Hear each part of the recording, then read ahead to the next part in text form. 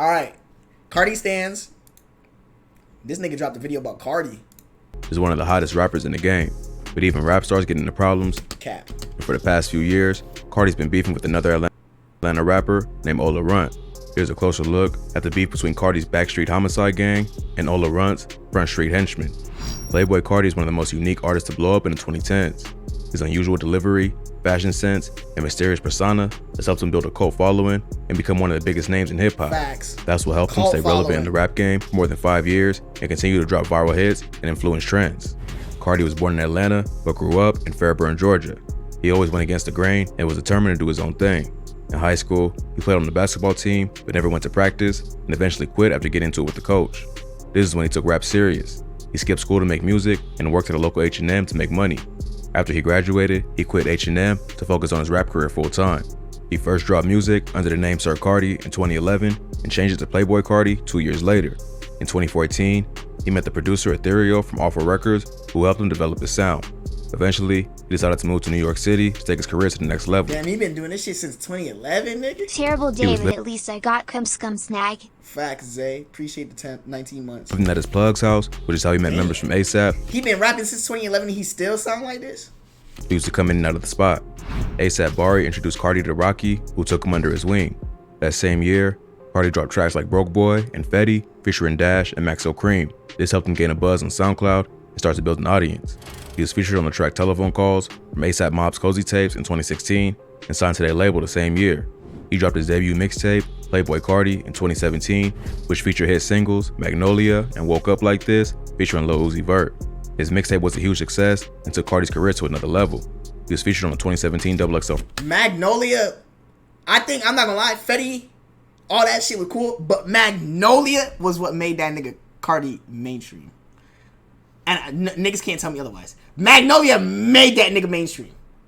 Like, I remember before I even knew who Carti was, I heard Magnolia, and niggas was like, yeah. Like, if Magnolia dropped nowadays, TikTok would eat that shit alive. Oh my God. Freshman class list and went on tour with Dreezy and Gucci Mane. Carti dropped his debut album, Die Lit, in May 2018, which peaked at number 3 on Billboard. Nigga, Magnolia had 2016 on that headlock. Sponsored by critics and fans, and featured guest appearances from Scumtk, Travis Scott, Lil Uzi Vert, Chief Keef, Nicki Minaj, and more. A few months after dropping the project, Carti announced his last good album. His album, Whole Lotta Red. The album's title was a clear reference to Carti's affiliation with the Bloods, specifically Backstreet Homixide. Carti never portrayed himself as a real street rapper and wasn't from any gang growing up. But coming up in Atlanta, he was affiliated with plenty of other rappers and friends who were. Over the next few years, Carti would get involved in a beef between Backstreet Homixide and the Front Street Henxhmen, a gang tied to another rapper named Ola Runt. Ola Runt is a rapper from Zone 6, the same hood as Gucci Mane. Ola had a rough upbringing and was in and out of juvie as a teen. At 16, he got hit with 5 years for armed robberies and breaking into cars. While locked up, he started writing raps. When he got out in 2018, at 21 years old, he decided to take his music to the next level. He built a buzz in 2019 with the track Brazy Story, which was a spin-off of the King Von track Crazy Story. The same year, he dropped the track Feel Like Guwap, which was a tribute to his fellow Zone 6 mentor, Gucci Mane.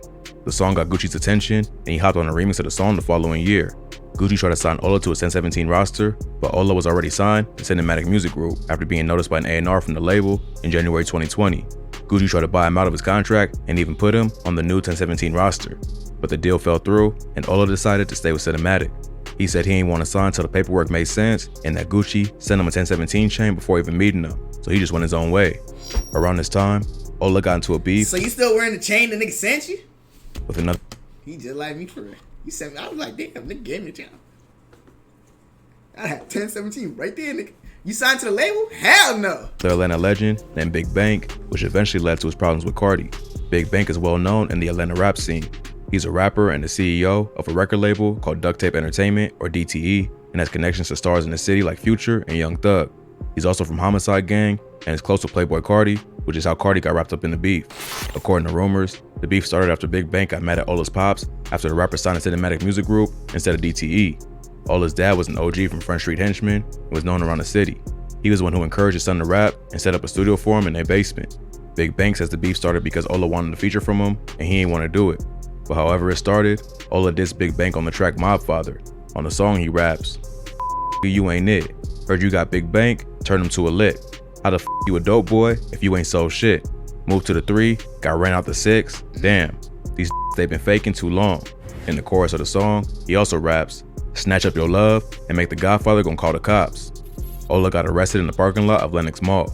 In a video of the arrest, the rapper can be heard calling Big Bank a rat and claims he snitched on him.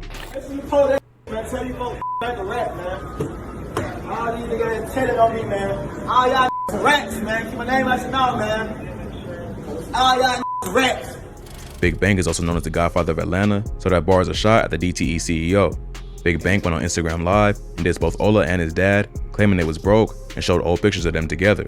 He also said that Ola's pops once asked him to borrow his clothes to go to his son's graduation. I guess this little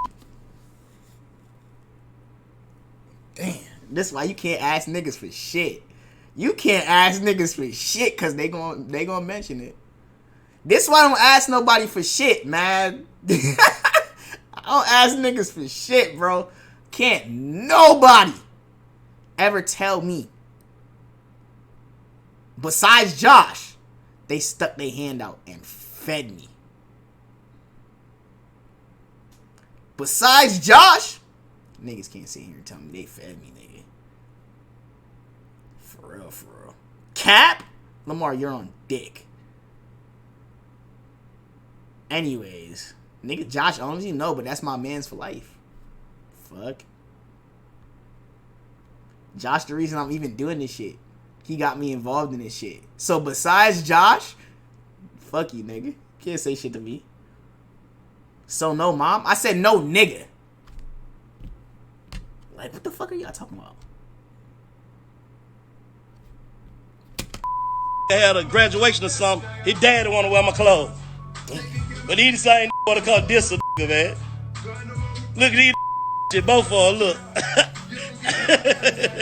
Ola responded with his own live. No dad, no dad. Fuck that nigga too. His artist, Problem Child 5.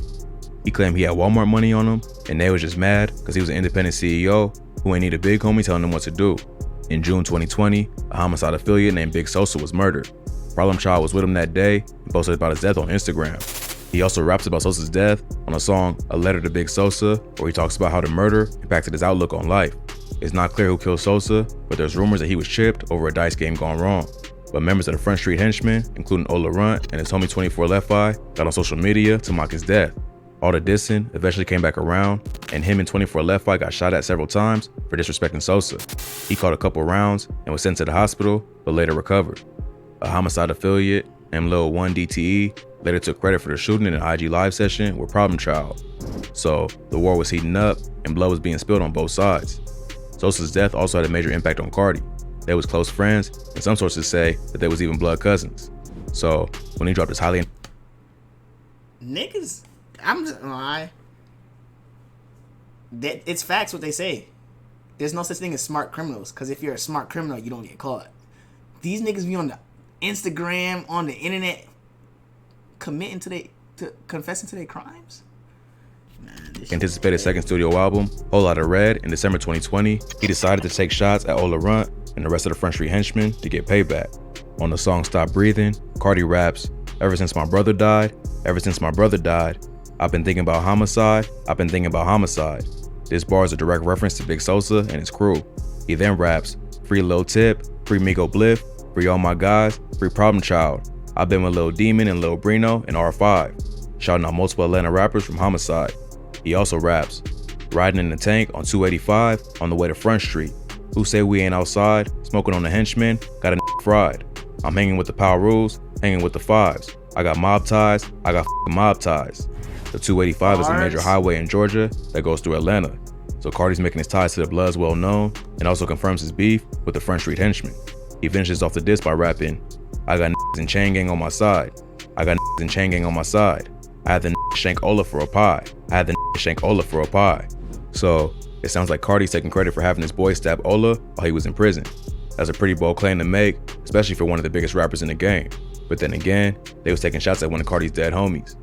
This is the moment that the beef between Carti and Ola first got exposed to the public. The Henchmen responded with diss tracks of their own. A rapper from the Front Street Henchmen named Benji Bluebills dropped a Stop Breathing remix called Stop Bleeding, Carti diss. On the song, he raps, "Yo homie killed your homie, I guess you ain't know," suggesting that Problem Child backdoor Sosa because he was with him that day. He also raps, "You ain't really tapped into these streets, so just cool out, little bro." Warning Carti that there's a lot more going on in the streets that he ain't know about. He also denies that Ola got shanked and says that Carti is all cap. 24 Left Eye also dropped a track called Whole Lotta Red, where he takes shots at Carti and the rest of Homixide. But Homixide suffered another loss after rapper R5 Homixide allegedly committed suicide while in the studio. R5 was close with Carti and even got a shout out on Stop Breathing. He was also close with Sosa and dropped a project called Everything for Sosa in 2021. At the time of his death, R5 had been making waves in the industry after dropping a video for his track Lionheart, which racked up hundreds of thousands of views on YouTube. But it seems like the pressures and losses that come with the street life eventually caught up to him.